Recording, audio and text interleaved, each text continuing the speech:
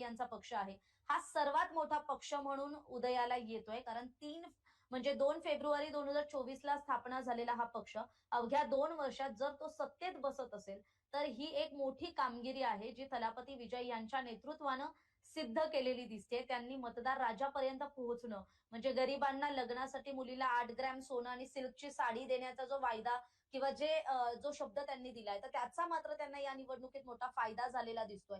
राज्य सरकारच्या परिवहन बसमध्ये महिलांना मोफत प्रवासाचं जे आश्वासन त्यांनी दिलंय तर त्याचा सुद्धा फायदा हा विजय थलापतींना पाहायला म्हणजे या निवडणुकीत त्यांच्या पक्षाला जे मिळालेलं यश आहे त्यात पाहायला मिळतंय.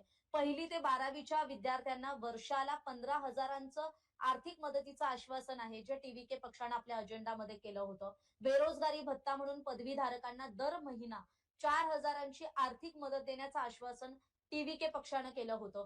5 एकर पर्यंतच्या शेतकऱ्यांना संपूर्ण कर्जमाफीचा शब्द दिलाय. त्यामुळे शेतकऱ्यांना दिलेला जो शब्द आहे त्या शब्दाला खरं तर शेतकऱ्यांनी सुद्धा साथ दिलेली आपल्याला पाहायला मिळते. त्यामुळे 1967 नंतर तमिळनाडूमध्ये पहिल्यांदा सत्ता पालट होणार आहे. डीएमके एआयएडीएमके बाजूला राहतील आणि मग 59 वर्षांनंतर तमिळनाडूच्या राजकारणात 1-2 वर्षांपूर्वी जो पक्ष स्थापित झालाय तो खरं तर सत्तेच्या चाव्या घेऊन सत्तेत बसणार आहे. त्यामुळे तमिळनाडूत या घडीला सांगायचं झालं तर थलापती विजय यांच्या पक्षाने सेंच्युरी क्रॉस केली आहे. 106 जागांवर थलापती विजय यांच्या पक्षाला आघाडी मिळालेली आहे.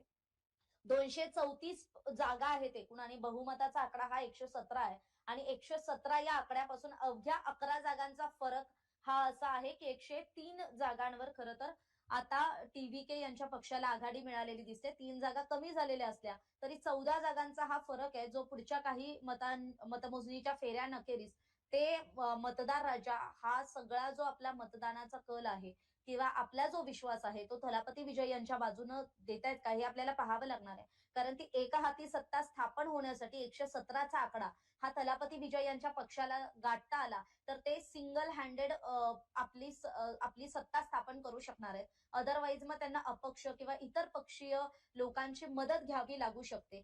पण त्यामुळे थलापती विजय हा मोठा फॅक्टर राहिलाय तमिळनाडू विधानसभेच्या निवडणुकीमध्ये.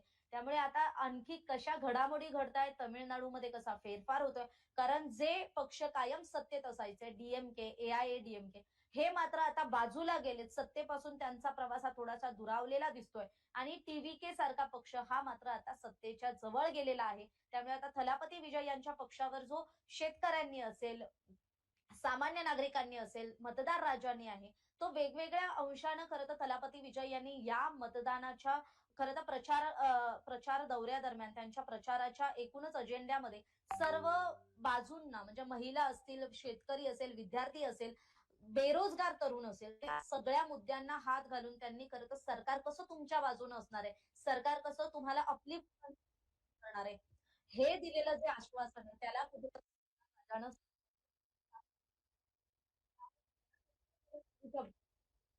234 पैकी 230 जागांचे कल हाती आलेले आहेत. टीव्हीके पक्ष हा 103 जागांवर आघाडीवर आहे. डीएमके जो विद्यमान सत्ताधारी पक्ष आहे तो 53 जागांवर आघाडीवर आहे तर एआयएडीएमके हा अवघ्या 74 जागांवर आघाडीवर आहे. त्यामुळे सत्तेपासून डीएमके एआयएडीएमके बाजूला आहे तर टीव्हीके पक्ष मात्र जवळ गेलेला आहे.